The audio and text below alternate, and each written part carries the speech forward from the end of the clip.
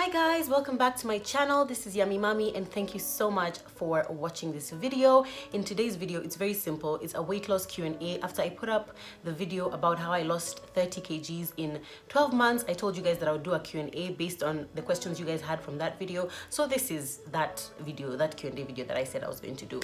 It is right now, it is Sunday afternoon. It is 12:40 and this evening, by the time you're watching this video, which I think is tomorrow, I've already been on Ebru TV talking about being a healthy mom, and I hope you watch that interview. I'm gonna link the YouTube video to this down below, to that interview down below, so you can watch it if you didn't already. But it was really awesome. I love how my healthiness, my healthy living has opened some exciting doors for me, and I just hope that the more that I continue on this journey, the more women I'm able to reach with this message of being able to lose weight and have your dream body, or at least aspire to have your dream body and do something about it. Yeah, because I really feel like that's, you know, like I said in my last video, I really feel like it's one of my callings in life. Anyway, let's get into the questions so I don't spend too long on this video. I have quite a few, so I'm gonna try and answer each as briefly as possible, but give as much information as possible. And of course, still, if you have any more questions, you can just leave them in the comment section down below and I'll answer them. So let's get into it.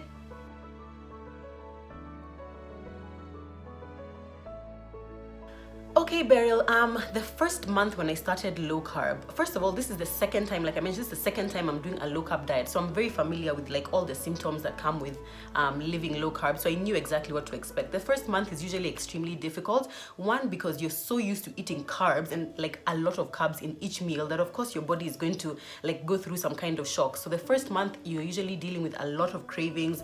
You might feel a little bit fatigued, a bit of nausea, a bit of dizziness. You might find it hard to concentrate. Different people have reactions in different ways, but for me it's not even the first month, it's more the first week or the first 2 weeks, which are quite difficult. But after that, I feel like after that your body just gets used to it. It's like, okay, I guess we're not getting carbs, guess we just have to make it with the protein and the veggies, and then it's all like uphill, as in uphill positive, not uphill negative, all uphill from there. So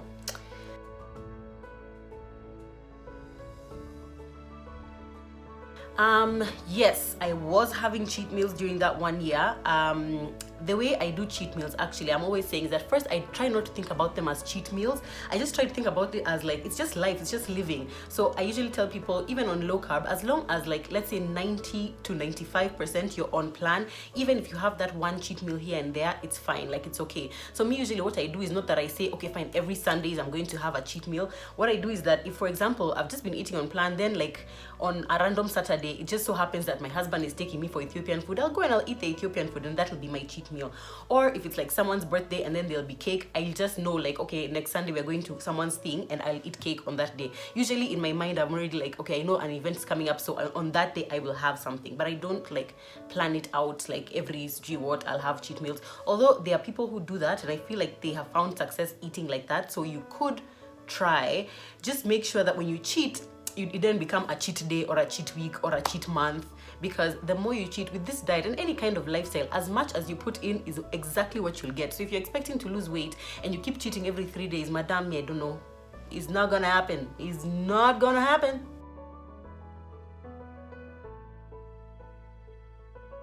First of all, I hope you didn't put that bet, because you'd have lost. I was not breastfeeding during that period. Also, it's a common thing, but you should not assume that just because somebody has a newborn or because they have a small baby that they are breastfeeding. I actually was not breastfeeding during that time, and I will make a full video about why I was not breastfeeding. But basically, I stopped breastfeeding my daughter when she was, I think, 1 month, even less than one. No, actually around 1 month. But for like the first 2-3 months, I was still pumping, so I was still like producing milk and stuff like that.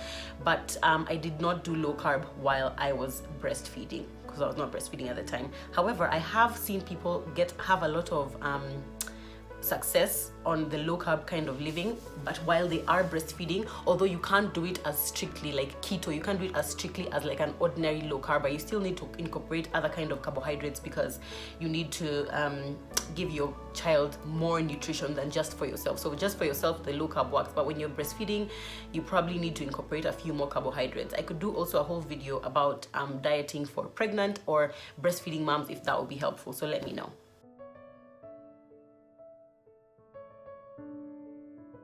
Okay, Cecilia, so did I lose muscle mass? I don't think I had any muscle mass. I don't even know. Like I didn't check. Like I didn't check my body fat percentage before and then after I lost weight. So I'm not sure. But I think the bulk of what I lost was fat, because that's what I knew I had a lot of. I don't even know if I had, okay, obviously I had some muscle, but it was not like significant. So I think the bulk of what I lost was fat.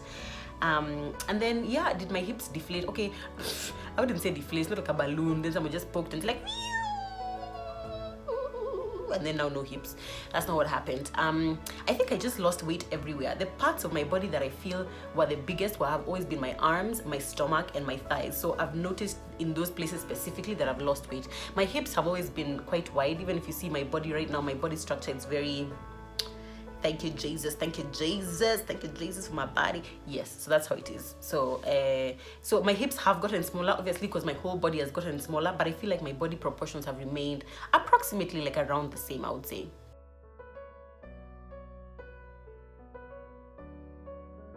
I added approximately maybe 23 kgs when pregnant, because I think when I got pregnant I was 80 kgs, and by the time I was giving birth I was 107. Yeah, actually I added 27 kgs. Yeah, I added 27 kgs. And before I got pregnant, I had added like 5 kgs just before I got pregnant. It's like my body was gearing up for pregnancy. It's like, it's coming. So let's put on weight. So yeah, so by the time I gave birth, I was 107 and I started at 80. So I put on a whooping 27 kgs.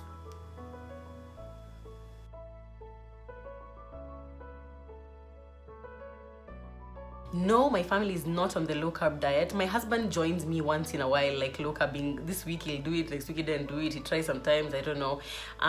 But even though they're not on low carb, most times I'm not the one who cooks because I go to work, or even if I don't go to work, I'm just generally not the one who cooks for the family. It's my nanny who cooks. So because she cooks, I don't find it difficult like resisting tasting the food. But even if I am the one who cooks, usually what I'll do is that I'll make like low carb options and then add a starch option. So for example, if I was gonna eat chicken and a stir fry of veggies, then I'll just make chicken stir fry of veggies and then maybe add something like rice for them, or add like roast potatoes. So if I'm tasting, I'm still just tasting my chicken and veggies. Because I feel like I'm a more mature low carber, I don't find it that hard to resist tasting food which is not low carb. But if you are a new low carber, it might be very difficult. I would just say try as much as possible to just stay away from those kinds of foods, because obviously if they're right here in front of you, you're obviously going to be more tempted to taste it. So I don't know how you'd manage if you're the one who cooks. Just maybe try and cook healthy options for your family as well. I don't know. I can't really relate with that struggle, sorry. I hope I've answered.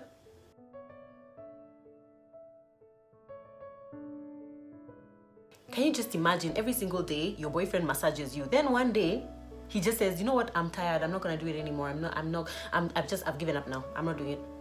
I mean, obviously your body's going to go into shock, because potatoes and like chapati and rice, they're like massages for the inside of our bodies. It's so nice, you feel so good when you eat them, they're so delicious, you just feel like then now you suddenly just stop. Of course your body is going to, you know, like revolt. They're gonna be like, girl, what you doing? We want our rules, unasema? So that is what is happening. So obviously your body is going to resist, especially in Kenyan society, where whenever you go for any kind of function, you'll have a huge plate of rice and warus and then a little veggies and little nyama. That's exactly how we were brought up. You just used to seeing carbs is the focus of your plate. So now when you change it to veggies and chicken, or veggies and protein, obviously your body is not used to that, so it'll take some getting used to. Imagine your whole life, and then now all of a sudden at 20 something is when you're changing. Your body is used to using carbs, so obviously it's gonna take some getting used to, but you'll get used to it, don't worry, I promise.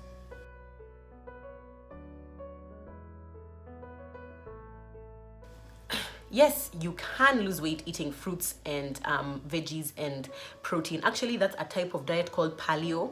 Paleo eating is basically where you try and eat things which are as unprocessed as possible. So things which our ancestors used to eat without processing. So you'll just eat all the fruits, you'll eat vegetables, and you'll eat like meat, not processed things, basically. So even if it's meat, it's just like minced meat, beef, pork, chicken, stuff like that. I think you can definitely lose weight that way.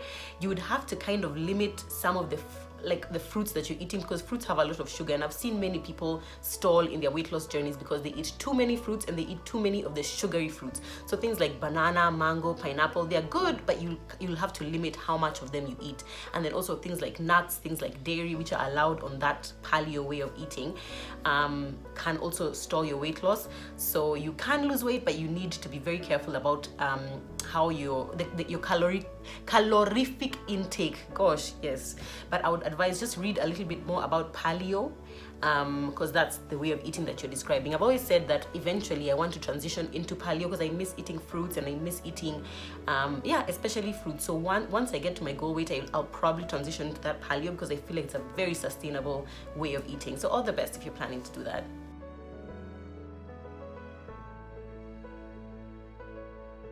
How do people get time to exercise? You know what, it's just about prioritization. That's what I think. I mean, if there's something which today you're told you must read this every single day until next week, you'll somehow find time to read that thing. It's the same thing with gym. If you actually prioritize it in your mind and you say there's no matter what, by the end of the week I have to go 3 times, I think you'll be able to do it. Alternatively, if you're not able to make time to go to the gym, try and do something at home, or try and just be more active in your day-to-day life. So for example, when I started my weight loss journey, I wasn't going to the gym, even though I had lots of time, but I wasn't going to the gym. So I would try and just be active. So doing things like walking upstairs instead of taking the lift, or walking to a place which is close by. If it's like the supermarket, which is very close here, I would just walk there instead of taking my car, which is what I would ordinarily do. So just try your best to be a bit more active, and then if you can, just try and find a gym which is close to your office or close to your home. Go at lunchtime, or go very early in the morning before your kids wake up, or late at night when your kids have gone to sleep. Just do your best. Look at your calendar, or look at the things that you need to fit into your day, and slot in gym, and tell yourself that you must work out no matter what, and I'm sure you'll find time.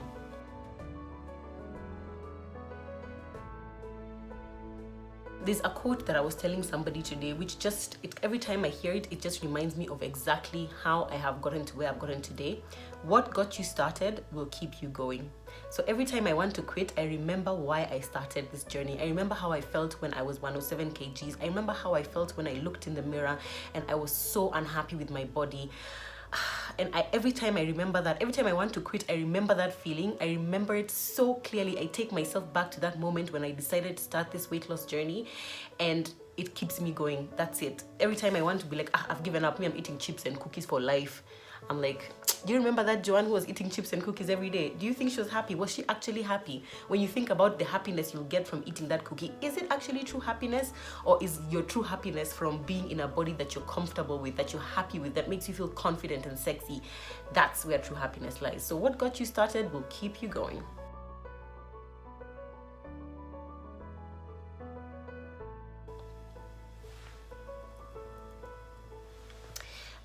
I just eat kawaida broiler chicken. Honestly, me, the more GMO it has, the better.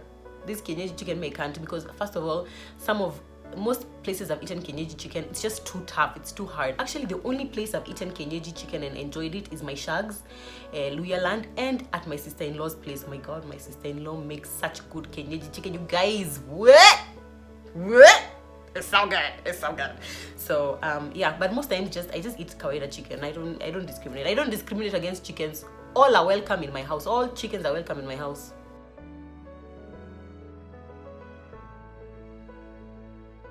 My biggest problem area, I would say, is my arms. Because of the loose skin, my arms were extremely big. They've always been really big, and so now even when I've lost weight, I have quite a bit of loose skin. Like, I feel like this is the way my arm is supposed to look. My arm is supposed to reach there, but there's all this extra skin, and I'm actually quite self-conscious about my arms, but these days I'm like just learning to just like accept them. But I'm trying to do more weight so that I can like tone them up, because I'm always like telling guys, look, where are we flying today? Where are we flying? Joanne Airlines, Yummy Mommy Airlines. I don't even know, guys, please stop. Just okay. Anyway, so it's my arms, and then also my tummy area. I feel like my tummy has always been one of the biggest places that I'm most self-conscious about, and now, especially that I've had kids, it's the elasticity is kind of gone, especially in my lower tummy. the way I wear clothes, most of the clothes that I wear, guys are always like, how did your tummy go? And I'm always like, go where? It's right here. What are you talking about? Because I guess it's just an illusion of the way I take pictures, or I know how to wear clothes which flatter my body. So even when I put on clothes, it's like you can't really tell. But for me, I feel like it's always kind of been a problem area. And then also my thighs, because they're just so enormous and the cellulite, but it's not that big a problem. My biggest, I would just say, is my arms and my tummy.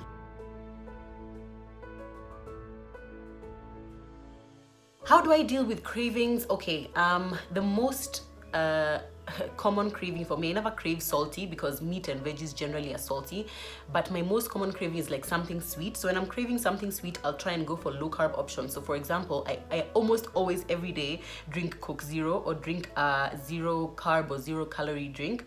So that's Coke Zero. I know so many people are going to have some comments about that, but listen, I don't care. Me, I'm losing weight and I've lost weight, so please keep your comments. Okay, you can still comment, it's just that I'm gonna roll my eyes at the comment, okay?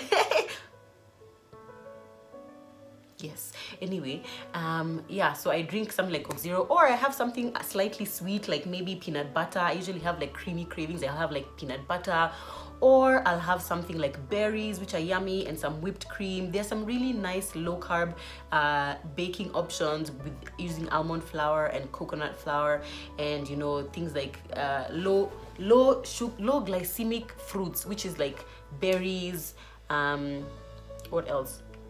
Berries, avocados, which are not that sweet, and you know I hate avocados, but yeah, but mostly that. Most of the times it's actually just with Coke Zero. Like when I'm craving something sweet, I'll have my meal and I'll have some Coke Zero, and then I'll have like a teaspoon or tablespoon of peanut butter, and I'll be like, cheers, good to go.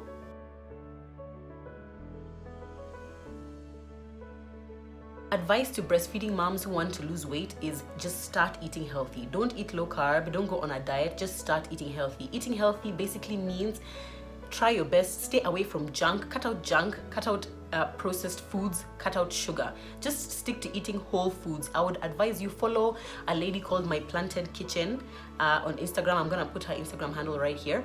She gives such good advice for anybody who wants to eat healthier. So even for breastfeeding moms, you don't need to be eating all that crap, that junk, you know. So just try your best to focus. Even if you're eating carbs, eat whole carbs, so like whole grains, like brown rice, brown chapo, quinoa, which is quinoa, oats, you know, things like that, and just eat a lot of veggies, eat a lot of fruits, and stick to whole proteins, and you'll be good.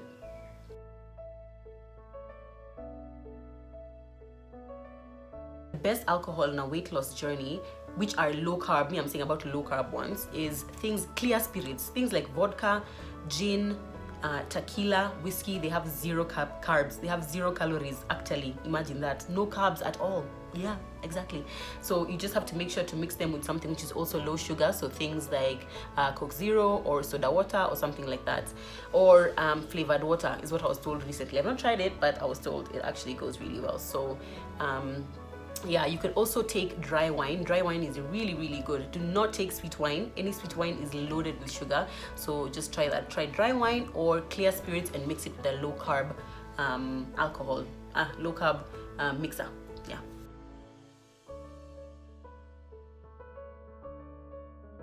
How did I deal with stretch marks? I just accepted them. They're not going anywhere. Stretch marks is one of those things which honestly I've just never bothered with. Lucky for me, most of my stretch marks are like on my tummy, and there are like a few here. I don't know if you can see, but I have quite a few on my arms. But they're not things which have ever bothered me, by the way. I'm just like, I mean, it's okay. It's a part of me. It's like, for me, it's just like a beauty spot or a birthmark. You can see I have a birthmark here. For me, stretch marks are the same. They're just, I mean, I feel like they tell the story of where my body has been, where my body has come from, and where it's going. And so I just accept them. Yeah, and those are all the questions I think I have time to answer right now. I need to leave the house and actually go get my makeup done before the show. So thank you so much for watching this video, and please give it a thumbs up if you liked it. Comment down below with any more questions you might have. I can directly respond to you, or you can DM me on Instagram. I respond to all my DMs on Instagram, by the way, so follow me on there and DM me any questions you may have. If you have any ideas of videos you would like to see me make, please let me know, and I will definitely add it to my list. What else haven't I said? Oh, and subscribe. Please subscribe to my channel. Thank you for subscribing. I appreciate you. I like you. Thank you. I appreciate you. Until next time, this has been Yummy Mommy. Bye.